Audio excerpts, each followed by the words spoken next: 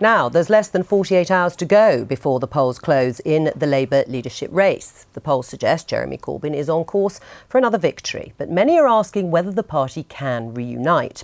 Some Labour MPs who've been critical of Mr Corbyn are fearful that they could be deselected by local party members loyal to the Labour leader.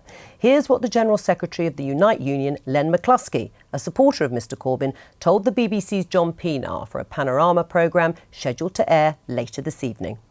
Some of the MPs have behaved absolutely despicably and disgracefully, and they've not shown any respect whatsoever to the leader. They should be held to account. So those vocal dissidents who do not show the sort of respect to the leader that you describe when it comes to deselection, they would simply be asking for it, you say? I think they would. I think anybody who kind of behaves in a way that is totally disrespectful and outwit the culture of the Labour Party is basically asking to be held to account. McCluskey there. Well, with me now is Richard Angell, the Director of Progress, Labour's centrist pressure group, and Barbara Ntumy from the campaign group Momentum, which grew out of Jeremy Corbyn's first leadership campaign. Welcome to both of you. Richard Angell, first of all, let's pick up on what Len McCluskey said. Isn't he right that Labour MPs who are openly critical of Jeremy Corbyn's leadership are asking to be held to account by their local party membership? Len McCluskey wasn't particularly supportive of some of the previous Labour leaderships were there, and Jeremy Corbyn spoke truth to power when he was a backbencher in the Labour Party. This has got to be a broad church party, and we've got to all be able to have different ideas. As long as we're constructive in those, that must be important going forward. You know, people have tried to serve on the front bench, but found time and time again frustrated by doing it, which is what led to the situation that happened when we left the EU. Going around threatening to deselect MPs is not fair or right. Right. I mean, isn't it the case, Barbara, that you would have a sort of monoculture within the Labour Party if everybody thought the same way? And it is true to say that Jeremy Corbyn didn't support any of the recent Labour leaders, but there were no calls for him to be deselected. Momentum as an organisation is not calling for any MPs to be deselected. That wasn't my question, but do you understand that if you're not in agreement with the leader, or you don't agree that if you're not in agreement with the leader, that you should still have a place as an MP? Of course, you should still have a place in the party. So Len McCluskey's wrong.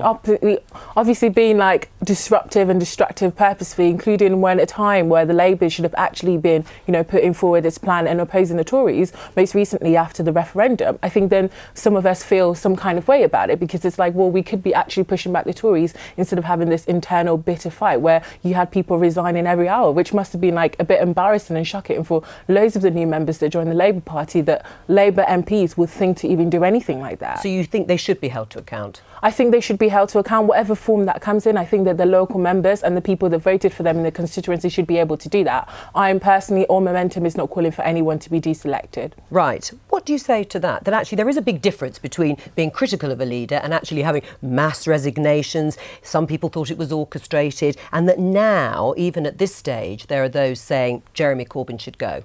Well, if you look at what happened straight after we left the EU, Jeremy Corbyn said we should trigger Article 50 straight away. That's many of Len McCluskey's members' jobs that would go down the Swanee if we didn't have some of the trade deals we need with the EU. It's not unreasonable for you to raise these important issues and believe that somebody who calls a big issue like that so wrong isn't able to do the job ahead of them. Right.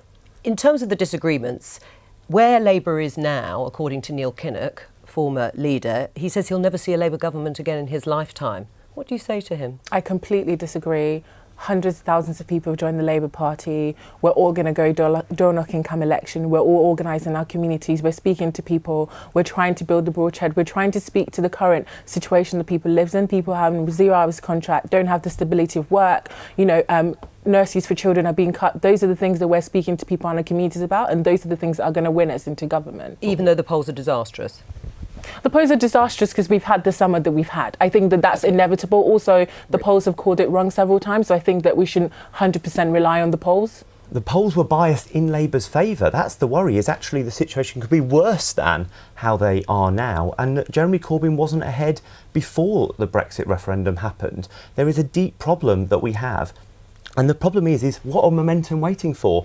The programmes that are coming out later show that behind the scenes, they're not the nice people they send on the telly that are making decisions, it's many others, and they are prioritising deselecting Labour MPs, it seems, rather than door-knocking and winning an election. That's completely I think there's an untrue. election very likely within the next year. Momentum is a You need to be out there democratic not doing street organisation. stalls for Momentum, but street stalls for Labour. Right. But Is it Momentum untrue? activists were the loads of activists that went out to campaign for Sadiq Khan, including me and 3 of my friends. So there is no one priority over the other. Actually, we can do both in the same way that you have Saving Labour. I don't know who runs Saving Labour. I don't know who the elected officers are. You know, with Momentum, we're a democratic organisation. We want the Labour Party to be democratic. We want people, ordinary members, to have a say as opposed to MPs or even a leader having a complete veto over the direction of the party. People are sick and tired of Labour being austerity-light. We want better and we deserve better. The public out there want an alternative to the government that is able to replace it, not just a spokesperson in Parliament that's able to We oppose are able it. to Hang on, replace it. let Richard finish his point and then I'll come back to you, Barbara.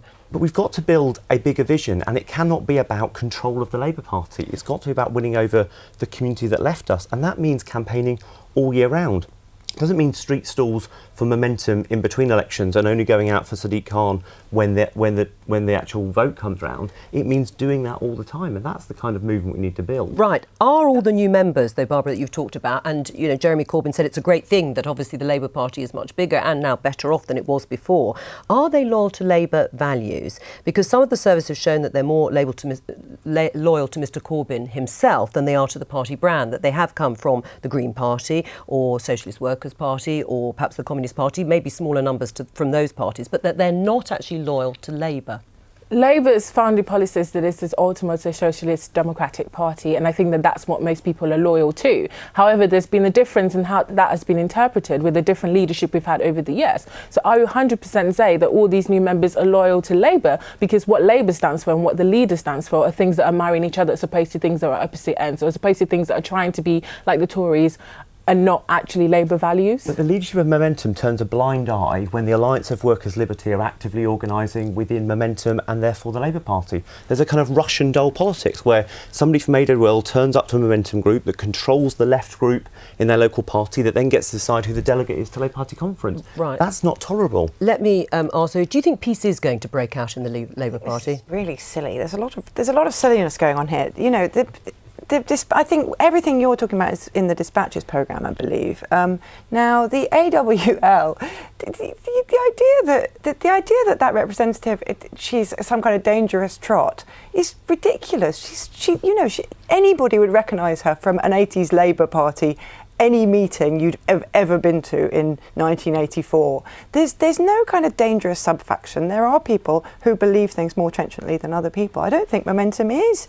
The guy they've got on the Dispatches programme, apparently from Momentum, talking about deselections, isn't actually a member of Momentum. But does this mean that they can reunite? I mean, the point is, if Jeremy Corbyn is holding out an olive branch, and you've got a Labour MP like Peter Carl saying Jeremy is the first person I've come across who uses an olive branch as a weapon to beat people with because he says he's had so much abuse from within his Labour Party locally, does peace have a chance within Labour? I think peace has a chance if everybody just takes the temperature down a little bit. Are they going to do that? It's completely ridiculous. You can't look at an army of activists and write them all off as revolutionaries and say, I'm not interested in you. You've got to be a bit more curious and open about who Momentum actually are and what they want to do. And it's really important. If you're a kind of party that worries so much about whether a Green is really true Labour, that you can't accept their membership, you have to ask what your values actually are. Just briefly, Barbara, before we let you go, Jeremy Corbyn acknowledged at the weekend that he had discussed the futures of Tom Watson, the Deputy Leader, and Ian McNicol, the General Secretary, at a recent meeting. Do you think they should stay in their positions, those two? I think that loads of people, like myself and my friends, will feel that people that have been told that they can't vote or can't be members of the Labour Party because they might have tweeted or done anything else, and those decisions have been made from the likes of Ian McNicol. But should they stay in their position? I think it causes a question. I don't disrespect Tom Watson's mandate. I'm not saying that he should go. I think that there are issues around the way that people have been treated that really needs to be looked at. And if people can't act fairly, and I think that that's something that we need to have a discussion about whether they are there to serve the party or they're there to say, well, this person has tweeted about the Greens, so they can't possibly have Labour values. And I think that that's wrong. Thank you, both of you.